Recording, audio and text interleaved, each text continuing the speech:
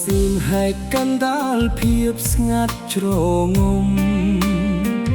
ចិត្តដែលកំពុងងំក្នុងភពជ្រងនេះក្តីអន្តរាយបងហោះលើថ្នល់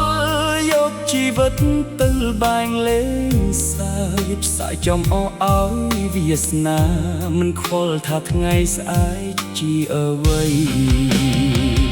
ដៅដែលត្រជាក់បតោមកជាស្នាមរបួងគេឈ្មោះដែលខ្ពងគឺភាពពីលដែលគេរអាដើរផ្លូវងងឹតក្នុងលោកដែលគ្មានសច្ចៈបែជាធ្លាក់ក្នុងរណ្ដៅដែលគ្មានផ្លូវចេញក្រោកឡើងវិបំបែកជ្រវែកដែលចងអាត្មាឈប់ធ្វើជាបិសាចដែលយាយីដល់គ្រួសារជាក្មេងពីលអ្នកនេះនឹងលៀងសម្អាតដោយញើសឈាមក៏សាងអនាគតថ្មីមិនឲ្យអ្នកណាមើលងាយបោះចោលគ្រឿងញៀនបោះចោលភាពអានីថា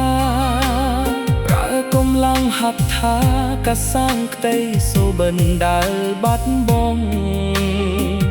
មិនខ្លាចនឹងហន់មិនខ្លាចនឹងត្រូវចាប់ទៅ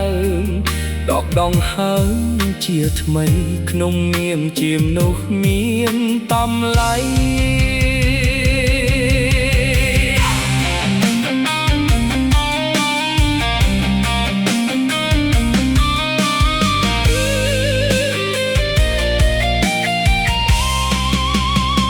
លាហើយកុំហូរលាហើយភាពបងឹតនេះគឺជីវិតពិតមិនមែនជាការសំដែងឡើយគេសេតកាយខ្លួនឈប់ធ្វើនោះអត់ណៃក្រោកឈរលើលោកនេះដោយភាព